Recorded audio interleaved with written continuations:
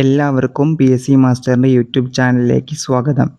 APO exam എടുത്തുകൊണ്ടിരിക്കുകയാണ്. നമ്മളിന്ന് APO എക്സാമിൻ്റെ സ്പെഷ്യൽ ടോപ്പിക്കിൻ്റെ ഒരു മെഗാ മോക്ക് ടെസ്റ്റാണ് ചെയ്യാൻ പോകുന്നത്. അപ്പോൾ എല്ലാവരും ചോദ്യം വായിക്കുക, ആൻസർ മനസ്സിൽ കിട്ടുന്നുണ്ടോ എന്ന് നോക്കുക.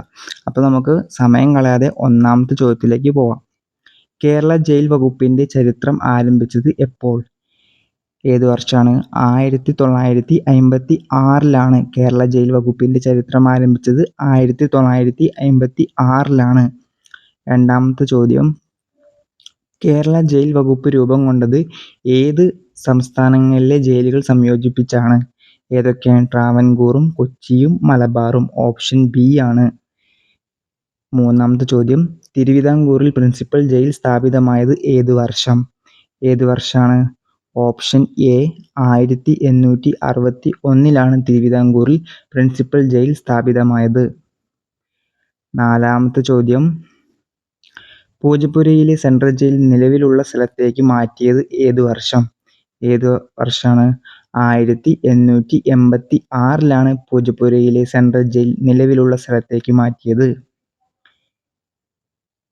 അഞ്ചാമത്തെ ചോദ്യം, ജയിലുകളുടെ ആദ്യ ഭരണ റിപ്പോർട്ട് പ്രസിദ്ധീകരിച്ചത് ആരുടെ കാലത്ത്? ജയിലുകളുടെ ആദ്യ ഭരണ റിപ്പോർട്ട് പ്രസിദ്ധീകരിച്ചത് ആരുടെ കാലത്താണ്? ഓപ്ഷൻ ബി ദിവാൻ ടി മാധവറാവു.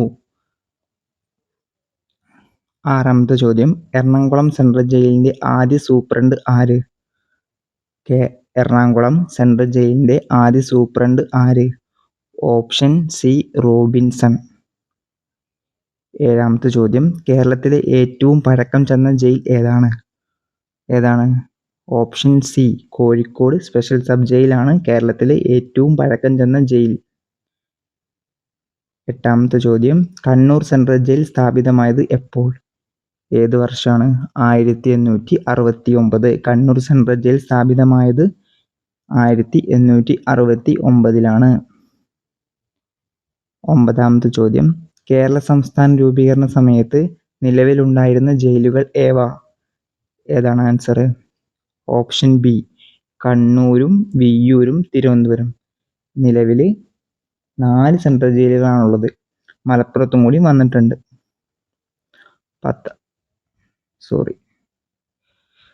പത്താമത്തെ ചോദ്യത്തിലേക്ക് പോവാം. കേരള സംസ്ഥാന രൂപീകരണ സമയത്ത് സ്പെഷ്യൽ സബ് ജയിൽ എവിടെയായിരുന്നു? Option B Kozhikode. 11ാമത്തെ ചോദ്യം, കേരളത്തിലെ ആദ്യത്തെ ഓപ്പൺ പ്രിസൺ സ്ഥാപിച്ചത് എവിടെ? ഓപ്ഷൻ സി നെട്ടുകാൽ തേരി തിരുവനന്തപുരത്ത്. 12ാമത്തെ ചോദ്യം, കേരളത്തിലെ ആദ്യത്തെ വനിതാ ജയിലായത് ഏത്? കേരളത്തിലെ ആദ്യത്തെ വനിതാ ജയിൽ ആയത് ഏതാണ്? Option C നെയ്യാറ്റിൻകരയാണ്. 13ാമത്തെ ചോദ്യം, സംസ്ഥാനത്തിലെ ആദ്യ ഹൈ സെക്യൂരിറ്റി ജയിൽ സ്ഥാപിതമായത് എവിടെ? Option B വിയ്യൂരാണ്. വിയ്യൂർ എവിടെ? ഏത് ജില്ലയിലാണ്? തൃശ്ശൂർ ജില്ലയിലാണ്. 14ാമത്തെ ചോദ്യം, ജയിൽ ഉദ്യോഗസ്ഥർക്കായുള്ള ജയിൽ ട്രെയിനിങ് സ്കൂൾ സ്ഥാപിച്ചത് എവിടെയാണ്? Option A Poojappura. തിരുവനന്തപുരം ജില്ലയിലെ പൂജപ്പുരയിലാണ് ജയിൽ ഉദ്യോഗസ്ഥർക്കായുള്ള ജയിൽ ട്രെയിനിങ് സ്കൂൾ സ്ഥാപിച്ചത്. 15ാമത്തെ ചോദ്യം, ജയിൽ ട്രെയിനിങ് സ്കൂൾ 1988 പുനർനാമകരണം ചെയ്ത പേര് ഏത് പേരിലേക്കാണ് മാറ്റിയത്? Option B state institute of correctional administration. 16ാമത്തെ ചോദ്യം, കേരളത്തിൽ ആദ്യ ജയിൽ IG ആയി നിയമിക്കപ്പെട്ടത് ആരാണ്? AV John. Option A AV John ആണ് കേരളത്തിൽ ആദ്യ ജയിൽ IG ആയി നിയമിക്കപ്പെട്ടത്. 17ാമത്തെ ചോദ്യം, സ്ത്രീകൾക്കായുള്ള ഏക ഓപ്പൺ പ്രിസൺ എവിടെയാണ്? Option B Poojappura. തിരുവനന്തപുരം ജില്ലയിലെ പൂജപ്പുരയാണ് സ്ത്രീകൾക്കായുള്ള ഏക ഓപ്പൺ പ്രിസൺ. 18ാമത്തെ ചോദ്യം, കേരളത്തിലെ ആദ്യത്തെ ഹൈ സെക്യൂരിറ്റി ജയിൽ ഏതാണ്? Option B Viyyur. തൃശ്ശൂർ ജില്ലയിലെ വിയ്യൂരാണ് കേരളത്തിലെ ആദ്യത്തെ ഹൈ സെക്യൂരിറ്റി ജയിൽ. 19ാമത്തെ ചോദ്യം, 6 മാസം വരെയുള്ള ശിക്ഷ തടവുകാരെയും റിമാൻഡ് വിചാരണ തടവുകാരെയും പാർപ്പിക്കുന്ന സ്ഥാപനങ്ങൾ ഏതാണ്? ജില്ലാ ജയിൽ. നിലവിൽ നമുക്ക് എത്ര ജില്ലാ ജയിലുകളുണ്ട്? 13 ജില്ലാ ജയിലുകളാണ് ഉള്ളത്. മലപ്പുറം ജില്ലയിൽ മാത്രം ജില്ലാ ജയിലുകളില്ല. ഓക്കെ, അപ്പോൾ 20ാമത്തെ ചോദ്യം, 18നും 21നും ഇടയിൽ പ്രായമുള്ള കൗമാര കുറ്റവാളികളെ പാർപ്പിക്കുന്ന സ്ഥാപനം അറിയപ്പെടുന്നത് ഏതാണ്? എല്ലാവർക്കും അറിയുന്ന ക്വസ്റ്റ്യൻ ആണ്. ബി. ബോസ്റ്റൺ സ്കൂൾ എന്നാണ്. 21ാമത്തെ ചോദ്യം, കേരളത്തിൽ ആകെ എത്ര ജില്ലാ ജയിലുകളാണ് ഉള്ളത്? നമ്മൾ പറഞ്ഞ ക്വസ്റ്റ്യൻ ആണ്. എത്രയാണ്? 21. ഓപ്ഷൻ സി 13 ആണ്. 13 ജില്ലാ ജയിലുകളാണുള്ളത്. മലപ്പുറം ജില്ലയിൽ മാത്രം ജില്ലാ ജയിലില്ല. 22ാമത്തെ ചോദ്യം, കേരളത്തിലെ ഏക ബോസ്റ്റൺ സ്കൂൾ എവിടെയാണ് സ്ഥിതി ചെയ്യുന്നത്? തൃക്കാക്കര, എറണാകുളം ജില്ലയിലെ തൃക്കാക്കരയാണ്. 23ാമത്തെ ചോദ്യം, 3 മാസം വരെ ശിക്ഷിക്കപ്പെട്ട തടവുകാരെയും റിമാൻഡ് വിചാരണ തടവുകാരെയും പാർപ്പിക്കുന്ന സ്ഥാപനങ്ങൾ ഏതാണ്? Special sub ജയിലാണ്. 24ാമത്തെ ചോദ്യം, ഈ 1 മാസത്തിൽ കുറയാത്ത ശിക്ഷ തടവുകാരെയും റിമാൻഡ് വിചാരണ തടവുകാരെയും പാർപ്പിക്കുന്ന സ്ഥാപനം പറയുന്നത് ഏതാ? സബ് ജയിൽ എന്നാണ്. 25ാമത്തെ ചോദ്യം, അസിസ്റ്റന്റ് പ്രിസൺ ഓഫീസർമാരുടെ സ്ഥിരം സംഖ്യാബലം നിശ്ചയിക്കുന്നത് ആരാണ്? സർക്കാരാണ് അസിസ്റ്റന്റ് പ്രിസൺ ഓഫീസർമാരുടെ സ്ഥിരം സംഖ്യാബലം നിശ്ചയിക്കുന്നത്. 26ാമത്തെ ചോദ്യം, ജയിലിന് പുറത്തുള്ള ആശുപത്രിയിൽ തടവുകാരനെ പ്രവേശിക്കുമ്പോൾ ആവശ്യമായ അധിക ജീവനക്കാരുടെ എണ്ണം എത്രയാണ്? 3 assistant prison officer plus 1 deputy ഓഫീസറും. 27ാമത്തെ ചോദ്യം, ക്രമക്കേടുകൾ രേഖപ്പെടുത്തേണ്ട പുസ്തകം ഏതാണ്? ഓപ്ഷൻ സി റിപ്പോർട്ട് ബുക്ക് ആണ്. ഫോറം നമ്പർ 4 ആണ് ഇത് പ്രതിപാദിക്കുന്നത്. റിപ്പോർട്ട് ബുക്ക് ആണ്. ക്രമക്കേടുകൾ രേഖപ്പെടുത്തേണ്ട പുസ്തകം ഏതാണ്? Report book. 28 ആയുധങ്ങൾ, വെടിക്കോപ്പുകൾ, യൂണിഫോം എന്നിവയുടെ കണക്ക് സൂക്ഷിക്കുന്ന ഉത്തരവാദിത്തം ആർക്കാണ്? Option B prison officer. Option B prison ഓഫീസർക്കാണ് ആയുധങ്ങൾ, വെടിക്കോപ്പുകൾ, യൂണിഫോം എന്നിവയുടെ കണക്ക് സൂക്ഷിക്കുന്ന ഉത്തരവാദിത്തം. 29ാമത്തെ ചോദ്യം, ലോക്ക് അൺലോക്ക് സമയത്ത് തടവുകാരെ ഒരുക്കേണ്ടത് ആരാണ്? Option B assistant prison officer ആണ്. 30ാമത്തെ ചോദ്യം, 1 വർഷത്തിൽ 2 അതിലധികമോ ബ്ലാക്ക് മാർക്ക് ലഭിച്ചാൽ എന്താണ് സംഭവിക്കുക? 1 സ്ട്രൈപ്പ് നഷ്ടപ്പെടും. 31ാമത്തെ ചോദ്യം, 3 മാസത്തിൽ കൂടുതൽ ശിക്ഷയുള്ള യുവ തടവുകാർക്ക് നിർബന്ധമായ പരിശീലനം ഏതാണ്? 3 മാസത്തിൽ കൂടുതൽ ശിക്ഷയുള്ള യുവ തടവുകാർക്ക് നിർബന്ധമായ പരിശീലനം ഏതാണ്?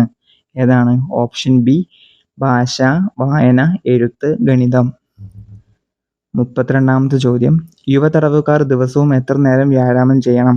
യുവ തടവുകാർ ദിവസവും എത്ര നേരം വ്യായാമം ചെയ്യണം? എത്രയാണ്? ഓപ്ഷൻ ബി 1 മണിക്കൂർ. 33ാമത്തെ ചോദ്യം, 21 വയസ്സിന് താഴെയുള്ള തടവുകാരെ എവിടേക്ക് മാറ്റേണ്ടത്? എവിടേക്കാണ്? Boston school. നമ്മൾ പറഞ്ഞു 18നും 21നും ഇടയിലുള്ള തടവുകാർ ബോസ്റ്റൺ സ്കൂളാണ്. ബോസ്റ്റൺ സ്കൂൾ നിലവിലുള്ളത് തൃക്കാക്കര, എറണാകുളം ജില്ലയിലാണ് കേട്ടോ. അപ്പോൾ അതൊക്കെ ഓർത്ത് വയ്ക്കുക. 34ാമത്തെ ചോദ്യം, വനിതാ തടവുകാരിക്ക് ദിവസേന നൽകേണ്ട എണ്ണയുടെ അളവ് എത്ര മില്ലി എണ്ണയാണ് ദിവസേന ഒരു വനിതാ തടവുകാരിക്ക് നൽകേണ്ടത്? എത്രയാണ്? Option C 14 milli. 35ാമത്തെ ചോദ്യം, ഒരു തടവുകാരിയുടെ തലമുടി മുറിക്കാനാവുക ആർക്കാണ്? മെഡിക്കൽ ഓഫീസർ ആരോഗ്യ കാരണങ്ങൾ പറഞ്ഞാൽ മാത്രം. ഓപ്ഷൻ ഡി ആണ്. 36ാമത്തെ ചോദ്യം, വനിതാ ബ്ലോക്കിലെ പൂട്ടുകൾ എങ്ങനെ വേണം? വനിതാ ബ്ലോക്കിലെ പൂട്ടുകൾ എങ്ങനെ വേണം? 36ാമത്തെ ചോദ്യത്തിന്റെ ഉത്തരം സി വ്യത്യസ്തവും പ്രത്യേക താക്കോലുമായിരിക്കണം. 37ാമത്തെ ചോദ്യം, അമ്മയോടൊപ്പം ജയിലിൽ കഴിയാൻ അനുവദിക്കുന്ന പരമാവധി കുട്ടിയുടെ പ്രായം 6 വയസ്സ്. ഓപ്ഷൻ സി 6 വയസ്സാണ് അമ്മയോടൊപ്പം ജയിലിൽ കഴിയാൻ അനുവദിക്കുന്ന പരമാവധി കുട്ടിയുടെ പ്രായം. 38 ഗർഭിണിയായ തടവുകാരിയുടെ വൈദ്യപരിശോധന എവിടെ നടത്തണം? ഓപ്ഷൻ ബി ആശുപത്രിയിലാവണം. അത് ഏത് ആശുപത്രി ആയിരിക്കണം? സർക്കാർ ആശുപത്രിയിലായിരിക്കണം. 39ാമത്തെ ചോദ്യം, തടവുകാരന് അക്കൗണ്ടിൽ പണമില്ലെങ്കിൽ യാത്രക്കൂലി നൽകുന്നത് ആരാണ്? ഓപ്ഷൻ സി സർക്കാരാണ് തടവുകാരന് അക്കൗണ്ടിൽ പണമില്ലെങ്കിൽ യാത്രക്കൂലി നൽകുന്നത്. 40ാമത്തെ ചോദ്യം, അടിയന്തര അവധിക്കുള്ള ബന്ധുക്കളിൽ ഉൾപ്പെടാത്തത് ഏതാണ്? ഓപ്ഷൻ ഡി അടുത്ത സുഹൃത്ത് ആണ്. മകൻ ഉൾപ്പെടും, സഹോദരൻ ഉൾപ്പെടും, അനന്തരവനും ഉൾപ്പെടും. അടുത്ത സുഹൃത്ത് അടിയന്തര അവധിക്കുമായിട്ട് ബന്ധമില്ല. അതായത് അടുത്ത സുഹൃത്തിന്റെ എന്തെങ്കിലും പരിപാടിക്ക് അടിയന്തര അവധി ലഭിക്കില്ല. 41ാമത്തെ ചോദ്യം, താഴെ പറയുന്നതിൽ അടിയന്തര അവധിക്ക് കാരണമല്ലാത്തത് ഏതാണ്? ബന്ധുവിന്റെ മരണമാണോ? വീടിന്റെ തകർച്ചയാണോ? ബന്ധുവിന്റെ വിവാഹമാണോ? ബർത്ത്ഡേ ഫംഗ്ഷൻ ആണോ? ഓപ്ഷൻ ഡി ബർത്ത്ഡേ ഫംഗ്ഷൻ ആണ് കേട്ടോ. 42ാമത്തെ ചോദ്യം, താഴെ തന്നിരിക്കുന്നവയിൽ ഒരു തടവുകാരന്റെ അവകാശമല്ലാത്തത്? ഓപ്ഷൻ ഡി ആണ് ഇഷ്ടമുള്ള ഭക്ഷണവും വസ്ത്രവും. അപ്പോൾ നിങ്ങൾ ഓപ്ഷൻസ് നോക്കണം, എന്നിട്ട് അവകാശം ഏതൊക്കെയെന്ന് മനസ്സിലാക്കണം. ഏതൊക്കെയാണ്? മതവിശ്വാസം തുടരുന്നതിനുള്ള അവകാശമുണ്ട്, മതിയായ ആഹാരക്രമത്തിനുള്ള അവകാശമുണ്ട്, നിയമം സേവനത്തിനുള്ള അവകാശമുണ്ട്. അടുത്ത ചോദ്യത്തിലേക്ക് പോവാം. 43, താഴെ തന്നിരിക്കുന്നതിൽ ഒരു തടവുകാരന്റെ അവകാശമല്ലാത്തത്? ഓൾറെഡി പറഞ്ഞ ക്വസ്റ്റ്യൻ ആട്ടോ, ഡി ആണ് കേട്ടോ. ഇഷ്ടമുള്ള, രണ്ടും സെയിം ക്വസ്റ്റ്യൻ അല്ലേ? ഓക്കെ, ഇഷ്ടമുള്ള ഭക്ഷണവും വസ്ത്രവും. ഓക്കെ, ഇനി 44ാമത്തെ ചോദ്യത്തിലേക്ക് പോവാം. ജയിൽ അച്ചടക്ക സമിതിയുടെ അധ്യക്ഷൻ ആരാണ്? ജയിൽ സൂപ്രണ്ടാണ്. ജയിൽ അച്ചടക്ക സമിതിയുടെ അധ്യക്ഷൻ ജയിൽ സൂപ്രണ്ടാണ്. 45ാമത്തെ ചോദ്യം, മരണശിക്ഷയ്ക്ക് വിധിക്കപ്പെട്ട ഒരു തടവുകാരന് ഒന്നാമത്തെ പ്രസ്താവന അവധിക്ക് അവകാശമില്ല, രണ്ടാമത്തെ പ്രസ്താവന അകമ്പടി സന്ദർശനത്തിന് അവകാശമുണ്ട്. ഏതാണ്? ഓപ്ഷൻ എ ഒന്ന് മാത്രം ശരി. അവധിക്കും അവകാശമില്ല, അകമ്പടി സന്ദർശനത്തിനും അവകാശമില്ല. പക്ഷെ ചോദ്യത്തിൽ അവകാശമുണ്ട് എന്നാണ് കൊടുത്തത്, അതുകൊണ്ട് ഓപ്ഷൻ രണ്ടാമത്തെ പ്രസ്താവന തെറ്റാണ്. അതുകൊണ്ട് ഓപ്ഷൻ എ ശരിയാണ്, ഒന്ന് മാത്രം ശരി. 46ാമത്തെ ചോദ്യം, പരോൾ എന്ന പദം ഏത് ഭാഷയിൽ നിന്നുള്ളതാണ്? ഏതാണ്? ഫ്രഞ്ച് ഭാഷയിൽ നിന്നാണ് പരോൾ എന്ന പദം എടുത്തിട്ടുള്ളത്. 47ാമത്തെ ചോദ്യം, ഒരു തടവുകാരന് പരോൾ അനുവദിക്കുന്നത് ആരാണ്? ഓപ്ഷൻ ഡി സംസ്ഥാന സർക്കാരാണ് ഒരു തടവുകാരനെ പരോൾ അനുവദിക്കുന്നത്. 48ാമത്തെ ചോദ്യം, മനുഷ്യാവകാശവുമായിട്ട് ബന്ധപ്പെട്ട ചോദ്യത്തിലാണ് നമ്മൾ ഇനി കടക്കുന്നത്. 48ാമത്തെ ചോദ്യം കേട്ടോ. മനുഷ്യാവകാശ സംരക്ഷണ നിയമം ഭേദഗതി ചെയ്ത വർഷങ്ങൾ ഏതൊക്കെ? 2006-ലും 2019-ലും. അവസാനമായിട്ട് 2019 ഭേദഗതി ചെയ്തത്. 49ാമത്തെ ചോദ്യം, മനുഷ്യാവകാശ സംരക്ഷണ നിയമം പ്രാബല്യത്തിൽ വന്ന തീയതി എന്നാണ്? Option C 1993 September 28. 50ാമത്തെ ചോദ്യത്തിലേക്ക് കടക്കാം. മനുഷ്യാവകാശ സംരക്ഷണ നിയമത്തിൽ എത്ര അധ്യായങ്ങളുണ്ട്? സി, ഓപ്ഷൻ സി 8 അധ്യായങ്ങളാണുള്ളത്. ഓക്കെ, അടുത്ത ചോദ്യത്തിലേക്ക് കടക്കാം. 51ാമത്തെ ചോദ്യം, ദേശീയ മനുഷ്യാവകാശ കമ്മീഷൻ നിലവിൽ വന്നത്? എല്ലാവർക്കും അറിയുന്ന ഒരു ക്വസ്റ്റ്യൻ ആണ് കേട്ടോ. B, option B 1993 October 12. 52ാമത്തെ ചോദ്യം, മനുഷ്യാവകാശ സംരക്ഷണ നിയമം ഇന്ത്യയിൽ എത്രത്തോളം ബാധകമാണ്? ചില സംസ്ഥാനങ്ങളിൽ മാത്രമാണോ? കേന്ദ്ര പ്രദേശങ്ങളിൽ മാത്രമാണോ? ഇന്ത്യ മുഴുവനുമാണോ? ഭരണഘടനാ വ്യവസ്ഥകൾക്ക് വിധേയമായിട്ടാണോ? ഓപ്ഷൻ സി ഇന്ത്യ മുഴുവനുമാണ്. 53ാമത്തെ ക്വസ്റ്റ്യൻ, NHRCയുടെ ചെയർമാനായ ആദ്യ മലയാളി ആരാണ്? എല്ലാവർക്കും അറിയുന്ന ക്വസ്റ്റ്യൻ ആണല്ലോ, GK ആയിട്ട് പഠിക്കുന്നതാണ്. B, justice KG Balakrishnan. 54ാമത്തെ ചോദ്യം, നിലവിലെ ദേശീയ മനുഷ്യാവകാശ കമ്മീഷൻ ആരാണ്? Option B justice V Ramasubramanian. 55ാമത്തെ ക്വസ്റ്റ്യൻ, NHRCയുടെ ചെയർമാനെയും അംഗങ്ങളെയും നിയമിക്കാൻ നിർബന്ധമായും ആരോടാണ് കൂടിയാലോചിക്കേണ്ടത്? ആരോടാണ്? ഓപ്ഷൻ ബി സുപ്രീം കോടതി ചീഫ് ജസ്റ്റിസിനോട്. 56ാമത്തെ ചോദ്യത്തിലേക്ക് നോക്കാം. NHRCന്റെ തെരഞ്ഞെടുപ്പ് കമ്മിറ്റി അംഗങ്ങളിൽ ഉൾപ്പെടാത്തത് ആരാണ്? പ്രധാനമന്ത്രി ഉൾപ്പെടും, ലോകസഭ പ്രതിപക്ഷ നേതാവ് ഉൾപ്പെടും, രാജ്യസഭ ഉപാധ്യക്ഷൻ ഉൾപ്പെടും. ഉൾപ്പെടാത്തത് വൈസ് പ്രസിഡന്റ് ആണ്. Option B. 57ാമത്തെ ചോദ്യം, NHRCയുടെ ആസ്ഥാനം എവിടെയാണ്? ഓപ്ഷൻ ഡി ന്യൂഡൽഹി മാനവാധികാർ ഭവനിലാണ്. എല്ലാവർക്കും അറിയാം. NHRCയുടെ സെക്രട്ടറി ജനറൽ ആരാണ്, അല്ലെങ്കിൽ എന്താണ്? Option B chief executive officer ആണ്. 59ാമത്തെ ചോദ്യം, ദേശീയ മനുഷ്യാവകാശ കമ്മീഷൻ ചെയർമാനെ നിയമിക്കാനുള്ള അധികാരം ആർക്കാണ്? Option A രാഷ്ട്രപതിക്കാണ്. 60ാമത്തെ ചോദ്യം, താഴെ പറയുന്നതിൽ ദേശീയ മനുഷ്യാവകാശ കമ്മീഷനിൽ എക്സ് ഓഫീഷ്യൽ മെമ്പർ അല്ലാത്തത് ആര്? ദേശീയ വനിതാ കമ്മീഷൻ ചെയർപേഴ്സൺ മെമ്പറാണ്.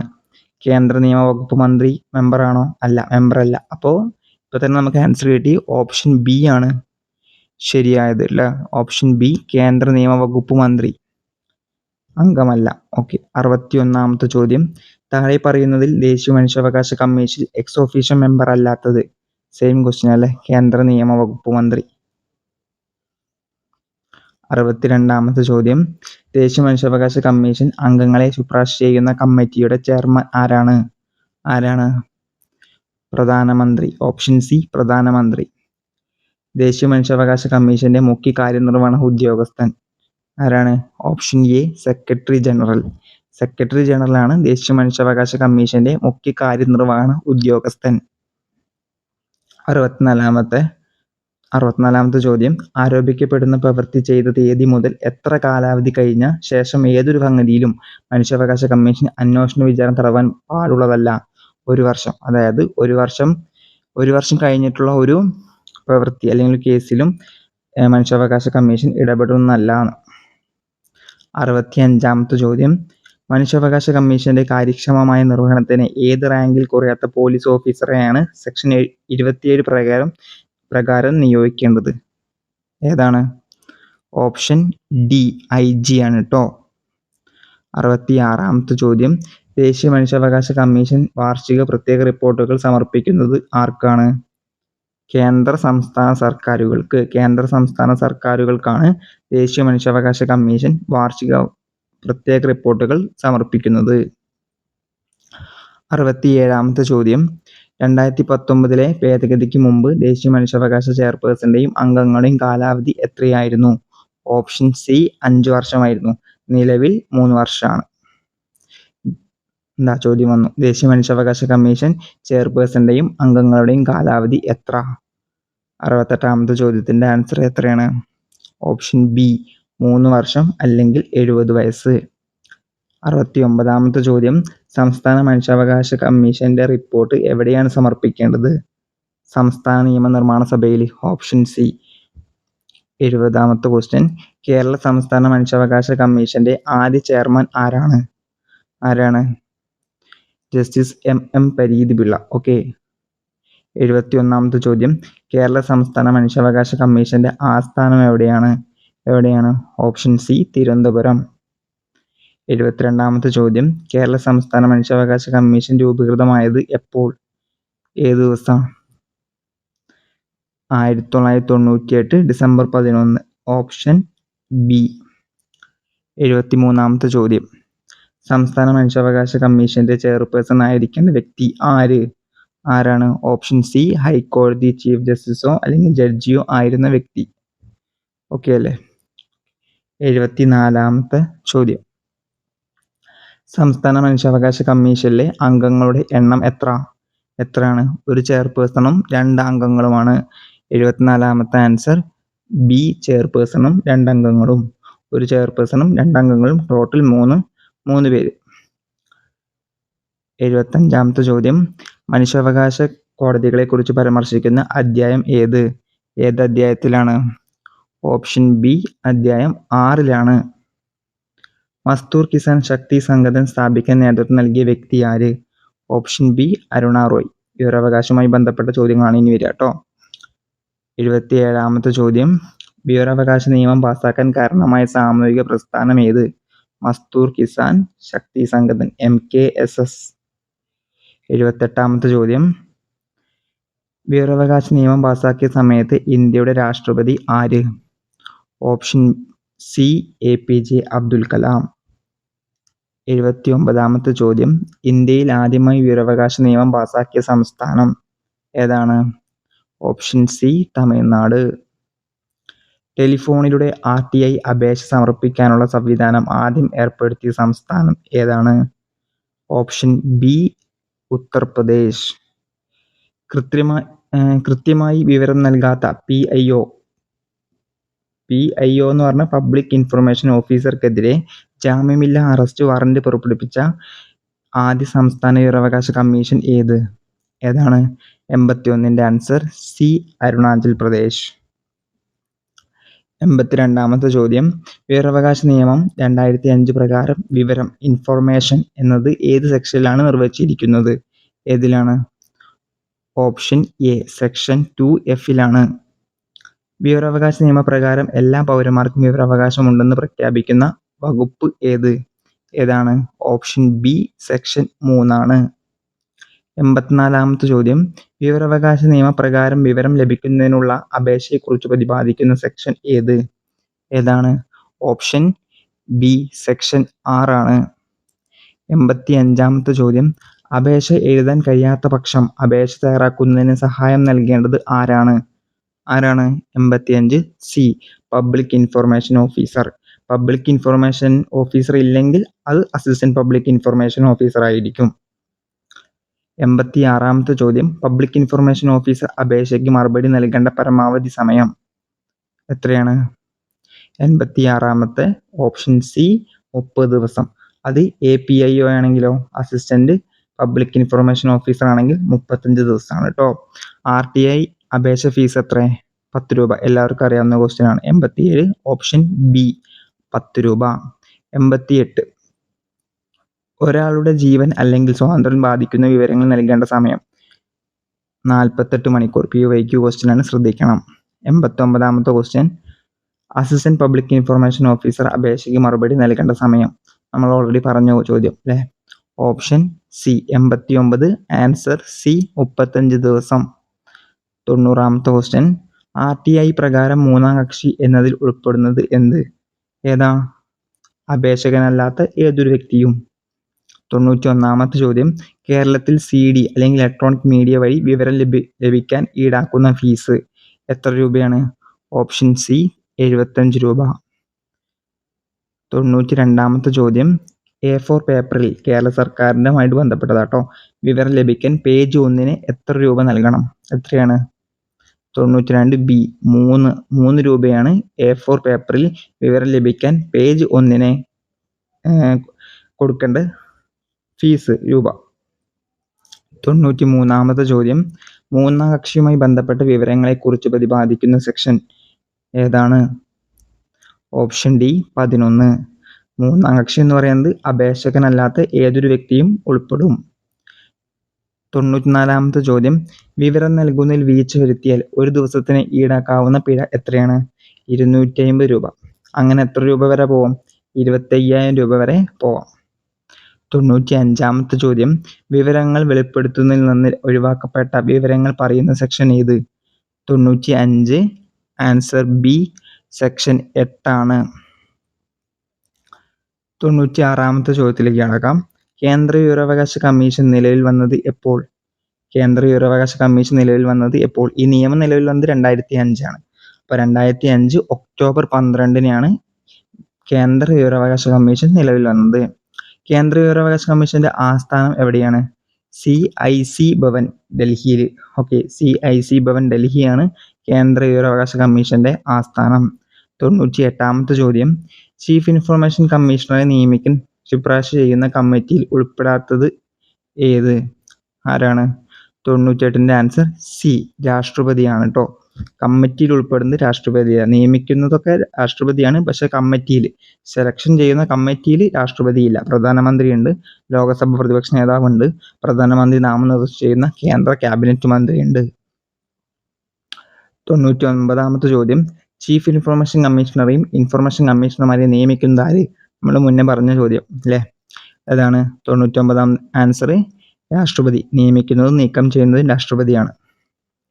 ചീഫ് ഇൻഫർമേഷൻ കമ്മീഷണറെയും ഇൻഫർമേഷൻ കമ്മീഷണർമാരും സത്യപ്രതിജ്ഞ ചെയ്യുന്നത് ആരുടെ മുമ്പാകെയാണ്? ആരുടെയാണ്? ഓപ്ഷൻ സി, രാഷ്ട്രപതി. 101ാമത്തെ ചോദ്യം, സംസ്ഥാന ഇൻഫർമേഷൻ കമ്മീഷന്റെ രൂപീകരണത്തെക്കുറിച്ച് പ്രതിപാദിക്കുന്ന വകുപ്പ് ഏതാണ്? 15, സെക്ഷൻ 15, ഓപ്ഷൻ ബി ആണ് കറക്റ്റായ ആൻസർ. 102ാമത്തെ ചോദ്യം, സംസ്ഥാന ഇൻഫർമേഷൻ കമ്മീഷനിൽ പരമാവധി എത്ര ഇൻഫർമേഷൻ കമ്മീഷണർമാർ ഉണ്ടായിരിക്കും? എത്രയാണ്?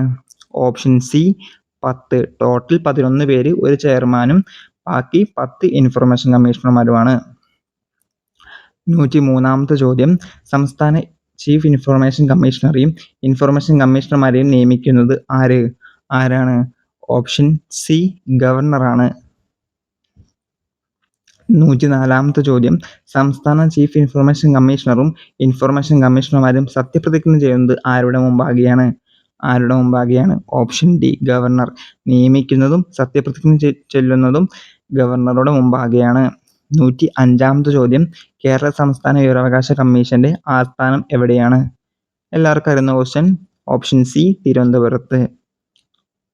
106-ാമത്തെ ചോദ്യം കേരള സംസ്ഥാന വിവരാവകാശ കമ്മീഷൻ നിലവിൽ വന്നത് എപ്പോൾ? എന്നാണ്? Option C 2005 December 19. കേന്ദ്ര സംസ്ഥാന വിവരാവകാശ കമ്മീഷൻ നിലവിൽ വന്നതെന്ന 2005 ഒക്ടോബർ 12. ദേശീയ മനുഷ്യാവകാശ കമ്മീഷൻ നിലവിൽ വന്നതെന്ന 1993 ഒക്ടോബർ 12. ഓക്കെ. 107-ാമത്തെ ചോദ്യം കേരള സംസ്ഥാന വിവരാവകാശ കമ്മീഷന്റെ അപദ്വാക്യം എന്താണ്? സുതാര്യം, വിശ്വസ്തം. 108-ാമത്തത് സൈക്കോളജി റിലേറ്റഡ് ആയിട്ടുള്ള ക്വസ്റ്റ്യൻസ് ആണ്. ഇനി സൈക്കോളജി എന്ന പദം രൂപപ്പെട്ടിരിക്കുന്നത് ഏത് ഭാഷയിൽ നിന്നാണ്? ഏതാണ് 108-ാമത്തെ ആൻസർ? ഓപ്ഷൻ സി ഗ്രീക്ക് ആണ്. ധർമ്മവാദത്തിന്റെ ഉപജ്ഞാതാവ് ആരാണ്? 109-ന്റെ ആൻസർ ബി വില്യം ജെയിംസ് ആണ്. ബോധമനസ്സിനും അബോധ മനസ്സിനും ഇടയിൽ സ്ഥിതി ചെയ്യുന്ന തലമാണ് ഏതാണ്? 110 ആൻസർ ബി ഉപബോധ മനസ്സ്. 111-ാമത്തെ ചോദ്യം യഥാർത്ഥ സിദ്ധാന്തം അല്ലെങ്കിൽ റിയാലിറ്റി പ്രിൻസിപ്പിൾ അനുസരിച്ച് പ്രവർത്തിക്കുന്നത് ഏതാണ്? Option B ego. തെറ്റായ പ്രവൃത്തികൾക്ക് കുറ്റബോധം സൃഷ്ടിക്കുന്ന ഘടകം ഏത്? 112 ഓപ്ഷൻ സി സൂപ്പർ ഈഗോ. 113-ാമത്തെ ചോദ്യം താഴെ പറയുന്നതിൽ മാനസിക സമ്മർദ്ദത്തെ പ്രകടിപ്പിക്കുന്ന ഘടകമല്ലാത്തത് ഏതാണ്? ഓപ്ഷൻ ഡി സന്തോഷം. മറ്റു ഓപ്ഷൻസ് വായിച്ചു നോക്കണം, അപ്പൊ മനസ്സിലാവും ഈ ചോദ്യം കേട്ടോ. 114-ാമത്തെ ചോദ്യം ഉത്കണ്ഠയുടെ തോത് കൂടുമ്പോൾ ഉണ്ടാകാവുന്ന രോഗം ഏതാണ്? Panic disorder. 115-ാമത്തെ ചോദ്യം ഉത്കണ്ഠയെ സൂചിപ്പിക്കുന്ന വികാരങ്ങൾ ഏതൊക്കെയാണ്? ഓപ്ഷൻ ബി ഭയം, അസ്വസ്ഥത. 116-ാമത്തെ ചോദ്യം ഈഗോ, സൂപ്പർ ഈഗോ എന്നീ ആശയങ്ങൾ അവതരിപ്പിച്ചത് ആരാണ്? Option C Sigmund Freud. 117-ാമത്തെ ചോദ്യം മോട്ടിവേഷൻ എന്ന പദം രൂപം കൊണ്ടത് ഏത് ഭാഷയിൽ നിന്നാണ്? ഓപ്ഷൻ സി ലാറ്റിൻ ഭാഷയിൽ നിന്നാണ്. 118-ാമത്തെ ചോദ്യം ഒരു പ്രവർത്തനം തുടങ്ങാനും അത് ഊർജിതമാക്കി തുടർന്ന് ചെയ്യാനും സഹായിക്കുന്ന ആന്തരികവും ബാഹ്യവുമായ സാഹചര്യങ്ങളുടെ പ്രേരണയാണ് ഏതാണ്? ഓപ്ഷൻ ബി അഭിപ്രേരണ. താഴെ തന്നിരിക്കുന്നതിൽ ബാഹ്യ അഭിപ്രേരണയ്ക്ക് ഉദാഹരണം? 119-ാമത്തെ ചോദ്യം താഴെ തന്നിരിക്കുന്നതിൽ ബാഹ്യ അഭിപ്രേരണയ്ക്ക് ഉദാഹരണം ഏത്? പരീക്ഷയ്ക്ക് വേണ്ടി പഠിക്കുന്നത്, ശമ്പളത്തിന് വേണ്ടി ജോലി ചെയ്യുന്നത്, സമ്മാനം കിട്ടാനായി ഫുട്ബോൾ കളിക്കുന്നത് ഏതാണ്? വായിക്കുമ്പോൾ തന്നെ മനസ്സിലാവുന്നുണ്ട്. ഓപ്ഷൻ ഡി ഇവയെല്ലാം എന്നാണ് കേട്ടോ. കാരണം പുറത്തുനിന്ന് സപ്പോർട്ടൊന്നും നമ്മൾ ചെയ്യുന്ന കാര്യങ്ങളൊക്കെ ബാഹ്യ അഭിപ്രേരണയ്ക്ക് ഉദാഹരണവും നമ്മുടെ ഉള്ളിൽ നിന്ന് വരുന്നത് ആന്തരിക അഭിപ്രേരണയ്ക്ക് ഉദാഹരണമാണ്. 120-ാമത്തെ ഹൈറാർക്കി ഓഫ് നീഡ്സിയുടെ ഉപജ്ഞാതാവ് ആരാണ്? Abraham Maslow. Okay, PYQ question ആണ്, കുറെ പ്രാവശ്യം വന്നിട്ടുണ്ട്, ശ്രദ്ധിച്ചു പഠിക്കണം. 121-ാമത്തെ ചോദ്യം ഉത്കണ്ഠയുടെ ഏറ്റവും ശരിയായി വിവരിക്കുന്നത് ഇതിലേതാണ്? 121 ഏതാണ്? ഭയം, സംഘർഷം, ചിന്ത. ഓപ്ഷൻ ബി ഭയം, സംഘർഷം, ചിന്ത. ബുദ്ധി ബഹുമുഖ സിദ്ധാന്തത്തിന്റെ കൈനസെറ്റിക് PYQ ആണ്, ഫീമെയിൽ അസിസ്റ്റന്റ് പ്രസന്റ് ഓഫീസർ ചോദിച്ച ചോദ്യമാണ് കേട്ടോ. എന്നത് ഏതാണ്? ഓപ്ഷൻ ഡി ശാരീരിക ചലനങ്ങൾ നിർവഹിക്കൽ. 123 ഫ്രോയിഡിന്റെ സിദ്ധാന്തം അനുസരിച്ച് റിയാലിറ്റി പ്രിൻസിപ്പിൾ പ്രകാരം പ്രവർത്തിക്കുന്നത് ഏത് ഘടകമാണ്? ഏതാണ്? Option B ego. അപ്പോൾ നമ്മൾ ചർച്ച ചെയ്തത് APS സ്പെഷ്യൽ ടോപ്പിക്കിന്റെ ഫുൾ കവർ ചെയ്തുകൊണ്ടുള്ള ഒരു മോക്ക് ടെസ്റ്റ് 123 ചോദ്യങ്ങളാണ്. വരാൻ പോകുന്ന പരീക്ഷയിൽ ഈ ചോദ്യങ്ങൾ തന്നെ ആയിരിക്കും നിങ്ങൾ കാണാൻ പോകുന്നത്. അപ്പോൾ എല്ലാവരും നന്നായിട്ട് റിവിഷൻ ചെയ്യുക, മോക്ക് ടെസ്റ്റ് ഒക്കെ കുറേ ചെയ്യുക, അതുപോലെ തന്നെ പ്രീവിയസ് ഇയർ ക്വസ്റ്റ്യൻസ് വർക്കൗട്ട് ചെയ്യുക. ഓക്കെ, അപ്പോൾ എല്ലാവർക്കും ഓൾ ദി ബെസ്റ്റ്.